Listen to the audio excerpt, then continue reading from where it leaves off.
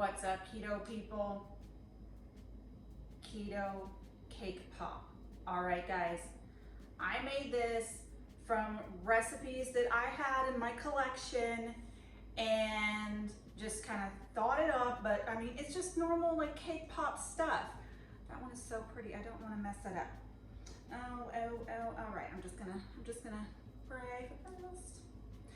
Okay, so let me just tell you, I already baked the cake. The cake is my best pound cake recipe ever. Well, it's not my recipe. I don't know whose it was actually. It was from some Facebook group. Someone said it was a tasty. Anyway, point is, so real quick on the cake, because it's just really easy to make. It's, let me see here, 4 ounces of room temperature cream cheese, 4 tablespoons of softened butter, 4 eggs, 3/4 of a cup of your powdered Swerve, and 2 teaspoons of vanilla. Remember to do vanilla extract and not flavoring or imitation because that has sugar. And then for the dry, you mix that up with one of these, all right? Then for the dry ingredients, 1 1/4 of a cup of almond flour, 1 teaspoon of baking powder. If you're strict keto, you can't use baking powder, so you do the 2-to-1 ratio cream of tartar and baking soda. Mix that up and you can just teaspoon it out. And 1/4 teaspoon of salt, and you bake it for 350 degrees from 30 to 35 minutes, okay? And you'll come out with this. Mine kind of imploded a little bit. Whatever. Okay, I might as well take this off here. Actually, you know what? I'm gonna hold off on that because before I get all gross, I'm gonna go ahead and, I don't want to use that. I'm gonna go ahead and make the icing because we're gonna get our hands dirty. That's just how we're gonna roll. Okay, so for the icing, it's gonna be 1/4 of a cup of butter softened, 1/4 of a cup of your powdered Swerve, and then we're gonna do, oh, that's just lovely. I don't even have my, I'm not ready, y'all, not ready. I actually attempted this last night and it's, oh, I'm sorry, it's 1 tablespoon heavy whipping cream. I tried this last night and the picture was so fantastic. I wanted to get this out to y'all last night, but I tell you what, no. Like, I had enough of yesterday and so no. So I wanted to get it out to you today. So it's that, and then a 1/2 teaspoon, which I don't have a 1/2 teaspoon like ever on here.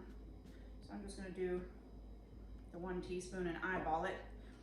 And then a pinch of salt, which I'm gonna get here in a minute, and I'm just gonna whip it up because it says to whip the butter for a while and then the powdered Swerve for a while and do all that kind of stuff. I'm not worried about that. I'm just wanting to get through this quick. Let's just see how it works, all right? I'll come right back. All right, guys. So I whipped it up, tasted it. Okay, it tastes like icing. If you actually want to do it and spend the time, you put the butter in and you mix it for about 3 minutes, and then you put the powdered Swerve in and you put it on low for about a minute, and then you put the other ingredients on and whip it up for another minute or 2. So if y'all want to do that and take your time, go ahead and do that. We're just going to be putting all this in a bowl. I don't like to use the top of this because it's got like a little bit of hard pieces on it. All right. Just going to do this. And I don't usually use the whole cake, y'all. And it's going to get nasty. Definitely wash your hands. Okay, so, I mean, and you don't need to sit there and make it, I mean, just make it into chunks. I mean, honestly, you just don't want any sort of like big chunks in there. I'm sure you've seen cake pop recipes before. We need this to go viral, y'all, because I've seen those other videos. I can guarantee you they don't taste like this. Not to put down any of the other ones, because I'm telling you, I'm sure they're just as fantastic, but I haven't made them. Okay, so I just like to eyeball it. I don't really put all of the icing in because sometimes you don't even need it. You just want to get it to where it'll all kind of bind together and make like little balls. This is going to be really interesting when I have to use my remote. Okay, see, it's already kind of coming together. Like, I don't even know if I need the rest of the icing or not. I might want to put a little bit more of icing in there, but you kind of see how it, oh, this is just gross. Some people use the mixer to do that, but I mean, you're going to be doing this anyway. See, this is what you want. So anyway, so yeah, no, I don't even think I need any more icing. So that's why the carbs on this, the counts are gonna be off and everything. So even though I did a little bit of a computing on it, I'm not gonna say that that's what it is. Okay, so I'm gonna go ahead and at least clean this off, and I need to get a sheet to start putting these on. And oh gosh, hopefully I'll come right back. All right, guys. So I have my little pan out. Now here's the problem. I say it makes 12 servings, but the problem is, are you gonna make them big or are you gonna make them small? I would not suggest you making them big because they are pretty sweet. It's white chocolate and cake. It's like the birthday cake with white chocolate icing. So it's gonna be sweet. So I would, I was making them that big, but then I ended up making them just a little bit smaller. Kind of like the size of a cantaloupe scooper, I would suggest.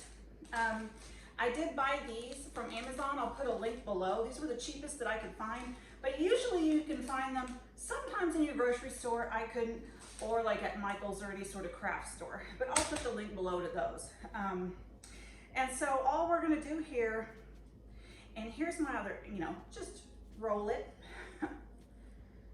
Even though this one's probably gonna be a bit too big.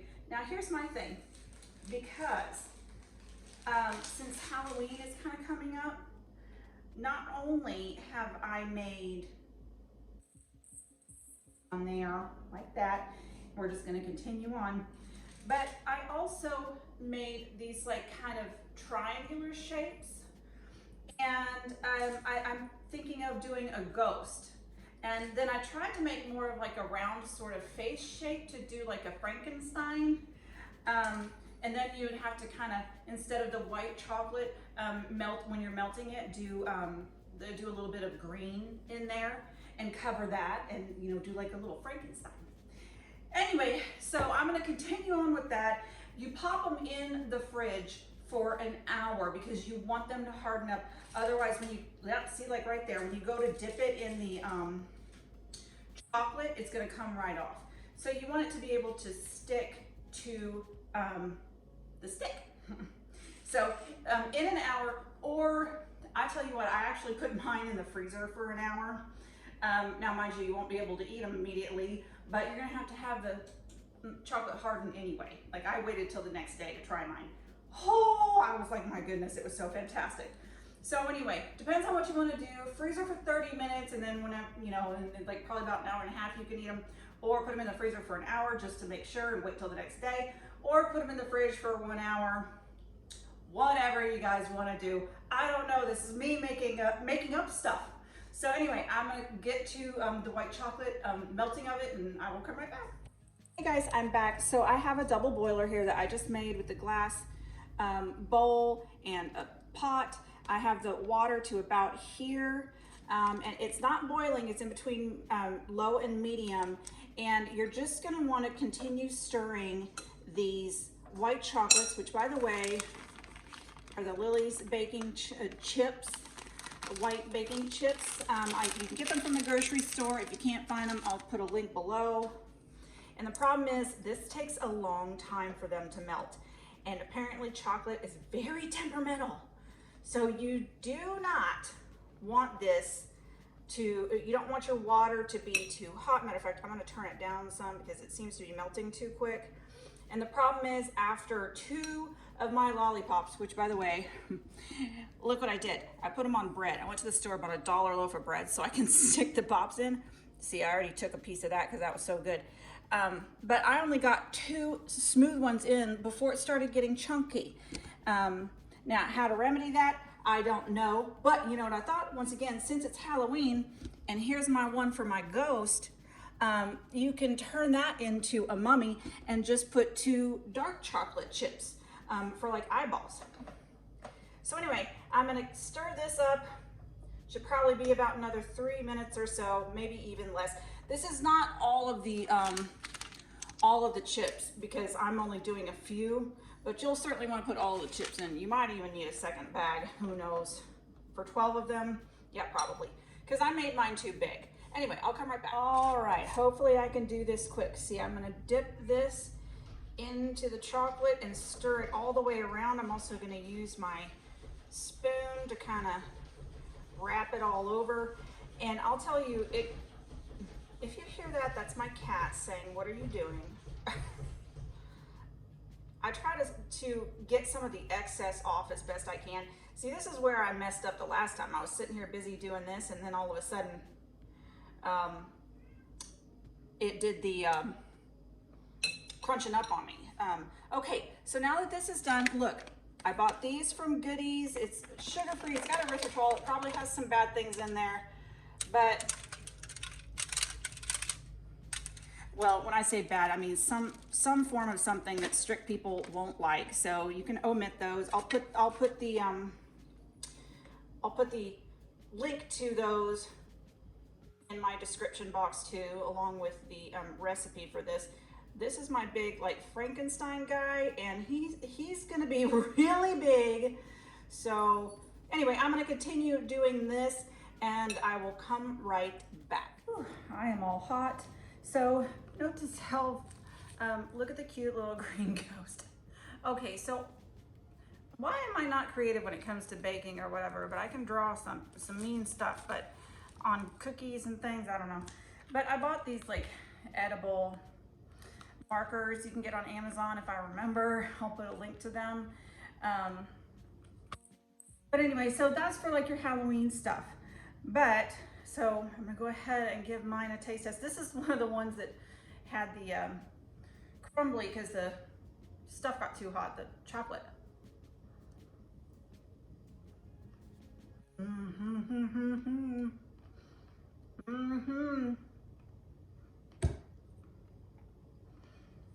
Okay, done. That's it. That's a wrap. This is the best thing I've ever done in my life. So good. So I can tell you, okay, so I kind of somewhat did at least a carb count on it. So for just the cake itself with the icing, it's like 1 net carb and I think 199 calories. But here's the problem when it comes to the chocolate. You don't know how much you're putting on, you don't know how much you're doing, and there's a lot of stuff that comes with the chocolate. So it's gonna be in between anywhere from 5 net carbs to 9 net carbs per one. So that's why I'm saying be careful on how big or small that you make them. And I think it could have been as high as about 380 calories or something. So, I mean, these are one of those things where if you're eating your plain chicken and green beans or something, just to have a cake pop, which I suggest everybody does because they're so fantastic, do it. These are so amazing. Even the ones that kind of came out a little bit chunky, which by the way, you can disguise it by putting 2 little dots on there and making it a mummy. Anyway, I really hope you enjoyed this because I've been waiting for this video ever since yesterday when I made them. So that's all the time I have. Thank you so much for watching. If you enjoyed this video, give it a thumbs up, subscribe if you want to see more. I'll see you guys next time.